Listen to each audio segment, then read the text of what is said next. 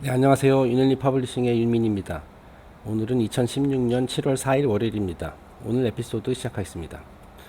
그 본격적인 주제를 다루기 전에 오늘 쉬어가는 페이지 한 장 준비해 봤습니다. 제목이 어디서 많이 본 듯한 그런 문구인데, 찍지 마! 뭐뭐 얘 이제 이유 아니야! 내 성질 뻗쳐서! 라고 되어 있습니다. 그 제로 헬지에서 6월 30일 날 나온 기사인데요. 지금 이게 지금 보시는 사진이 아마 EU 의회 그 의사당 뭐 그런 거 같습니다. 자, 그런데 여기 지금 앉아 있는 사람이 이제 영국의 나이젤 프라지 의원입니다. 영국 독립당 총수이고 UKIP, UK 인디펜던트 파티, 그리고 이제 브렉시트를 이제 찬성했었던 그쪽 당이죠. 근데 이제 이 사람이 이제 동시에 EU 의원이기도 하거든요. 자, 그러니까 여기 있는 분이 지금 사진을 이 기자가 이제 나이젤 파라지 의원 사진 찍으려고 하니까 이제 못 찍게 막고 있죠. 손으로 가리고 있습니다. 자, 이 사람이 누구냐면은 제가 지난주에 소개해드렸던 EU의 그 대통령 중에 한 명인 장 클로드 융커 씨입니다. 네. 이 사람이 그때 뭐 앞으로 이제 EU가 영국이 EU에서 탈퇴하기로 결정을 했으니까 앞으로 이제 뭐 영어를 안 쓰겠다는 식으로 이제 영어 사용도 거부했었던 그런 사람인데 이제 사진도 못 찍게 하고 있네요. 사실 영국이 아직 EU 탈퇴하지도 않았거든요. 이제 국민 투표만 했을 뿐이지 아직 정해진 것도 없고 뭐 그런데 어쨌든 뭐 영국 사람들 보기 싫은가 봅니다. 네. 네, 오늘 다룰 주제는 그 깨달음이란 무엇인가 라는 것입니다. 자, 이 깨달음, enlightenment. 굉장히 어떻게 보면 추상적인 질문이죠. 그리고 엄청 거창하게 들리기도 합니다. 자, 근데 이 깨달음이라는 그것이 과연 무엇인가? 라는 주제로 한번 진행해 볼 건데, 제가 이제 예전에 저희 카페에도 이제 올리기는 했습니다만은, 이를 설명하는, 아주 심플하게 설명하는 괜찮은 인용문이 있어서 한번 제가 옮겨봤습니다. If you think you're enlightened, go spend a week with your family. 람 다스라는 사람이 한 말인데요. 자, 이제 깨달음, enlighten이라는 말 한번 살펴볼까요? 어두움. 여기서 이제 light가 있잖아요. light, 빛. 그죠? 그러니까 어두움 또는 blindness, 시각 장애. 내가 이제 안 보이는 상태. 시각 장애 또는 이제 저희 얼마 전에 저희 출판사에서 출간한 그 맨리 POC의 책에는 어떻게 표현을 했냐면은 사각지대라고 이제 표현을 했습니다만은 어두움 또는 시각장애 또는 사각지대를 제거하다라는 게 이제 enlighten입니다. 깨닫게 하다라는 거죠. 14세기 말의 정의입니다. 자, 이 단어를 자세히 살펴보면 뭐뭐 하게 하다, 가하다, 그리고 lighten, 빛을 비추다. 근데 다시 말해서 이제 빛을 비추는 거예요. 그게 이제 깨달음. 그렇게 함으로써 어두운 것을 없애고 사각지대를 없애는 것이 곧 깨달음입니다. 즉 예전에는 보지 못했었는데 이제는 볼 수 있게 이제 시야가 넓어졌다, 시야가 트였다. 뭐 그런 의미가 되겠죠. 자, 이게 사실은 이게 되게 요약된 인용문인데 원래는 이렇습니다. 실제로 있었던 일이에요. 그 어떤 제자가 스승에게 이렇게 물었습니다. 여기서 이제 스승이 이제 람다스시죠.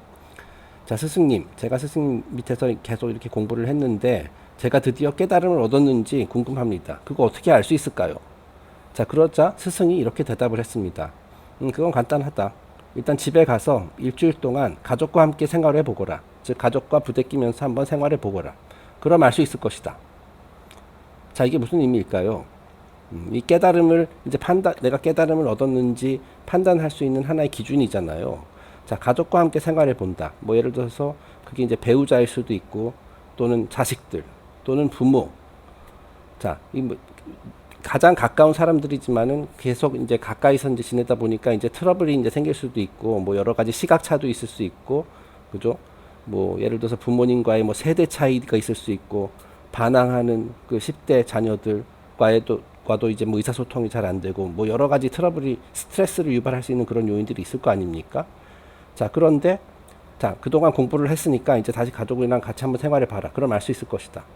자, 예전에는 그들과 뭐 가까이 이제 부대끼면서 살아가면서 이제 여러 가지 스트레스를 받고 분노하고 뭐 속상하고 쉽게 기분이 상하고 이랬었는데 지금도 그러는지 공부한 후에도 그러는지 한번 확인해 보라는 거예요. 지금도 만약에 예전과 똑같은 상태라면은 그건 깨달음 얻지 못했다는 얘기죠. 네. 그 굉장히 나를 짜증나게 하고 스트레스를 유발하는 그런 특히 인간관계상에서 자, 그런 일이 있었을 때 예전이랑 똑같이 반응하느냐 아니면은 그런 것들이 많이 가벼워졌느냐 그걸 통해서 이제 알 수 있다라는 그런 그 스승의 대답이에요. 자, 그래서 이제 이건 여기서는 제 생각인데, 깨달음이란 결국 무엇이냐? 네, 굉장히 거창한 개념이지만은 좀 심플하게 생각해 보자라는 얘기예요. 전보다 이전보다 나은 사람이 되는 것이 결국은 깨달음을 향해서 나아가고 있는 거예요. 뭐 완전한 깨달음의 경지에 오른 것까지는 아니라 할지라도 어쨌든 그 방향으로 나아가고 있다라는 것. 그것은 그 입증할 수 있는 뭐 하나의 증거라고 해야 될까요? 그것이 내가 전보다 나은 사람이 다방면에서 특히 인간관계상에서 내가 나은 사람이 되었느냐라는 걸 가지고 판단할 수 있다라는 거죠. 자, 공부해가지고 뭐 예를 들어서 이런 마음 공부, 스승으로부터 이것저것 배우고 많은 지식도 습득하고 이렇게 해서 내가 깨달음을 얻기 위해서 이렇게 공부를 했는데 내가 과연 그걸 얻었느냐? 그걸 판단하는 기준, 즉 그 기준이 무엇이냐 하면은 내가 전보다 나은 배우자가 되었느냐? 내 배우자에게 더 따스하게 대해주고 더 이해심도 깊어지고 더 관대하고 뭐 그렇게 되었느냐 이거죠. 더 나은 부모, 더 나은 자식, 더 나은 친구, 동료가 되었느냐. 자, 이걸 갖고 판단할 수 있다라는 거예요. 그렇지 않다라면은 옛날 상태 그냥 그대로 머물러 있는 겁니다. 그러니까 결국 기준은 전보다 나은 사람이 되었느냐는 거죠. 전보다 더 너그러운 사람이 되었느냐. 더 관대하고 따스하고 친절하고 사랑으로 충만하고 여기 상해지고가 아니라 강해지고입니다. 책임감이 강해지고 공감할 줄 아는 사람이 되었느냐. 그렇냐 아니느냐. 아니라면은 그것 맞짱 헛공부했다는 얘기예요. 굉장히 더 많은 것을 알게 되고 더 많은 지식을 습득하고 더 똑똑해졌는지는 몰라도 이러한 실질적인 변화가 없으면 그건 깨달음 얻지 못했다라고 할 수가 있는 겁니다. 반면에 이런 좋은 것들, 이런 좋은 덕목들이 이전에 비해서 훨씬 더 많아지고 더 강해졌다라면 이제 그 최소한 깨달음을 향해서 올바른 방향으로 나아가고 있다는 뜻이죠. 결국 의 판단 기준은 이것이다. 전보다 덜 분노하고 나를 이제 화를 나게 만드는 그런 예전에도 겪었고 지금도 앞으로도 더 겪을 수 있는 그런 짜증스러운 상황이 발생했을 때 내가 어떻게 반응하느냐 이거죠. 예전처럼 그냥 순간적으로 다혈질적인 기질을 발휘해서 분노하느냐 아니면은 조금 더 이해심이 깊어져서 덜 분노하느냐. 뭐 속상한 일이 있으면은 뭐 순간적으로 분노는 할 수 있겠지만은 그 정도의 차이가 예전에 비해서 어떻냐 이거죠. 걱정할 만한 일이 있었을 때 덜 걱정하느냐, 덜 두려워하느냐, 그리고 타인, 내가 싫은 사람을 뭐 이렇게 상대했을 때 그 사람을 최소한 뭐 사랑까지는 아니더라도 덜 미워하게 되었느냐, 미워하는 마음, 증오심이 좀 줄어들었느냐, 덜 질투하고 에고에 사로잡히는 일, 즉 자기 중심적인 이런 상황, 생각 이런 것들이 예전에 비해서 약해졌느냐, 남 탓을 예전보다 덜 하느냐, 이런 것들이 다 판단 기준입니다.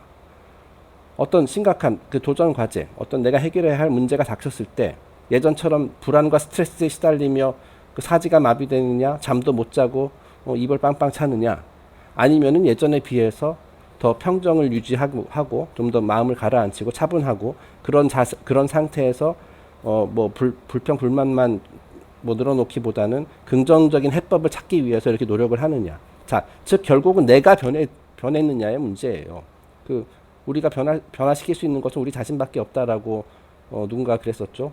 누가 그랬는지는 제가 지금 까먹었는데 여러 사람들이 했겠죠. 결국은 이런 공부를 통해서 즉 깨달음을 얻기 위한 공부를 통해서 내가 변했느냐가 중요한 겁니다. 자, 그리고 지식, 재능, 힘, 뭐 여러 가지 지식을 습득하고 재능을 뭐 얻게 되고 이제 더 힘이 생겼는데 그거를 올바른 방향으로 활용하고 있느냐. 네. 뭐 예를 들어서 예전 같은 경우는 나의 나의 이익을 위해서 오로지 그런 데만 이런 것들을 썼는데 즉 이기주의적인 사고 방식으로 모든 행동을 했는데 지금은 깨달음을 만약에 뭐 최소한 조금이라도 얻은 사람은 그걸 이제 이타적인 목적으로 이제 쓰게 된다라는 거죠. 자, 이와 같은 우리가 눈에 볼 수 있는 긍정적인 변화가 있어야지 좀 깨달음으로 나아가고 있다라고 할 수 있다라는 거예요. 네. 자, 이것도 제 생각입니다. 자, 그리고 이제 내가 진짜 뭐 깨달음을 얻었다 또는 이제 깨달음을 향해서 나아가고 있다를 판단할 수 있는 또 그 올바른 방향으로 나아가고 있다 하면은 여러 가지 이제 또 겉으로 이제 나타나는 것들이 있습니다. 자, 일단은 뭐 당연히 아까 뭐 전에 전 페이지에서 본 거랑 좀 중복된 내용도 있습니다만 마음이 안정된 상태에 이르게 되죠. 네. 쉽게 흥분하고 뭐 불안해지고 이러는 것이 많이 줄어든다는 겁니다. 자, 어떤 문제가 닥쳤을 때 냅다 동요부터 하고 걱정부터 하고 두려워하는 것이 아니라 차분하게 상황을 파악한 뒤 해법을 실천으로 옮기는 이런 패턴이 생활화된다. 몸에 밴다라는 얘기예요. 그래서 즉 뭐 흥분을 덜 한다. 분노를 덜 하고 뭐 같은 얘기죠. 결국 정신적으로 마음이 안정됐기 때문에 정신적 스트레스가 줄어든다라는 거예요. 그러니까 스트레스를 유발할 수 있는 그런 상황은 뭐 예전이나 지금이나 똑같아요. 그렇죠? 우리가 뭐 스트레스 유발하는 그런 환경에서 계속 살아가고 있기 때문에 자, 그런데 그거에 반응하는 나의 그 자세가 달라졌다라는 거죠. 마음이 안정되기 때문에. 자, 그렇기 때문에 스트레스로 인한 그 고통도 줄어들게 된다라는 것이죠. 자, 그리고 이거는 두 번째, 이건 논란의 소지가 있을지도 모르겠는데요. 이렇게 좋은 방향으로 마음이 안정된 상태에 이르고 또 좋은 방향으로 긍정적인 방향으로 이제 나가게 되면 그 결과적으로 육신의 건강도 좋아질 거라고 생각을 해요. 자, 이게 왜 그러냐면 인간의 정신, 마음 이런 것들은 결국 원인의 영역에 있는 것, 원인의 영역이라고 할 수 있거든요. 그 우리가 어떤 상태에 있느냐 그것을 이제 정하는 그 원인은 그 정신과 마음에 있다는 거죠. 내 정신 상태가 어떻고 내 마음이 어떠냐에 따라서 나의 상태가 정해지는 거거든요. 자, 그런데 그 상태라는 것이 그 결과가 어떻게 나냐면은 뭐 여러 가지 뭐 형태로 나타나겠지만 대표적인 것 중에 하나가 몸을 통해서 나타난다라는 거예요. 우리가 눈으로 볼 수 있는 몸, 그죠? 뭐 마음, 정신 같은 건 우리가 눈으로 볼 수 없는 원인의 영역이지만 그 결과의 영역은 눈으로 볼 수 있는 몸의 상태다라고 할 수 있어요. 뭐 어떻게 보면 당연한 얘기일지도 모르겠습니다. 그 정신과 마음이 안정되면 그 결과가 몸을 통해서 나타난다. 그 건강해진다는 거예요. 쉽게 얘기해서 그 정신과 마음이 건강하면은 즉 이 깨달음을 향한 공부가 이제 제대로 이루어졌을 때 그 이제 정신이 마음이 안정되면 그 결과로 그 결과의 영역에 있는 몸이 건강해질 것이다. 자, 근데 여기서 오해가 없으시기 바랍니다. 지금 뭐 건강상의 문제로 이제 어려워하고 있는 사람들은 그러면 전부 다 그 뭐 정신적으로 미숙한 사람들이냐? 그걸 얘기하는 건 아니에요. 자, 어디까지나 한 개인의 기준으로 봤을 때 상대적인 개념입니다. 내 이전에 비해서 어떻냐? 내 몸이. 몸이 안 좋은 사람들은 모두 정신적, 영적으로 성장하지 못했다는 것이 아니라 이전에 비해서 건강이 나아졌다면 내가 이제 올바른 길을 가고 있다. 깨달음을 향해서 나아가고 있다는 하나의 징후라고 여길 수 있다라는 거예요. 자, 물론 이제 뭐 그 예외적인 것도 물론 있습니다. 제가 여기서 말한 거는 이제 보통 일반적인 뭐 너무 아프지도 않고 뭐 그런 사람들 말하는 거예요. 뭐 예를 들어서 지금 뭐 굉장히 치명적인 뭐 생명을 위협할 수도 있는 그런 투병 생활을 하고 있는 분들은 뭐 이런 것들이 눈에 띄게 나타나지 않을 수도 있겠죠. 이미 건강이 그 신체 건강이 안 좋을 때로 뭐 어떤 원인이 됐든 간에 안 좋을 때로 그 나빠진 분들께서는 뭐 이런 것들이 뭐 적용되지 않을 수도 있어요. 하지만 그렇지 않은 사람들은 말하자면 몸이 가벼워지고 좀 전체적으로 건강이 좋아진다라는 얘기예요. 만약에 이제 올바른 정신과 마음을 가지고 있으면. 자, 그리고 세 번째, 이것도 순전히 제 생각입니다만은 얼굴이 좋아진다. 얼굴이 좋아진다. 뭐 마음과 정신이 굉장히 건강하기 때문에 그 표정이 밝아집니다. 그리고 이제 자연스럽게 훈훈함을 풍겨요. 그 남들에게 이제 매력을 발산하는 뭐 아우라가 좋다고 해야 되나? 뭐 하여튼 그런 식으로 훈훈함을 풍기게 돼요. 그리고 사람들이 이제 얼굴 좋아졌네라고 이제 칭찬을 하게 된다는 얘기입니다. 자, 이것도 하나의 뭐 어떻게 보면 이것도 육신의 건강에 포함된다라고 할 수 있겠네요. 어쨌든 이렇게 분위기 그 왠지 이 사람에게 끌리고 이 사람 옆에 있고 싶어 하는 사람들이 많아지고 뭐 그렇다는 거예요. 매력을 풍기게 된다. 자, 역시 마찬가지로 뭐 피부 트러블이 있다고 해서 그 사람들은 전부 다 영적으로 수준이 떨어진다. 뭐 그런 얘기는 아닙니다. 예. 전에 비해서 좋아진 상태다라는 얘기죠. 예. 이거는 사실 뭐 병자라 하더라도 그죠? 그 병 같은 거는 뭐 예를 들어서 뭐 말기암이다. 뭐 이런 것들은 쉽게 치료할 수 되는 거는 뭐 아닐 수도 있으니까 그 상태는 그대로 있다 하더라도 얼굴은 좋아질 수 있죠. 예.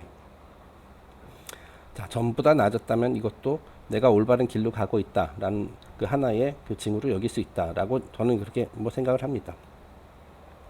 자, 그래서 이 깨달음이라는 것을 우리가 너무 너무 거창하게 생각하지 말고 너무 추상적으로 생각하지 말고 그 핵심은 그겁니다. 내가 전보다 나은 사람이 되었느냐. 예. 그렇게 되면 이제 깨달음을 뭐 일부라도 얻은 거예요. 그리고 올바른 방향으로 가고 있다는 뜻입니다. 네, 오늘 에피소드 여기서 마치겠습니다. 감사합니다.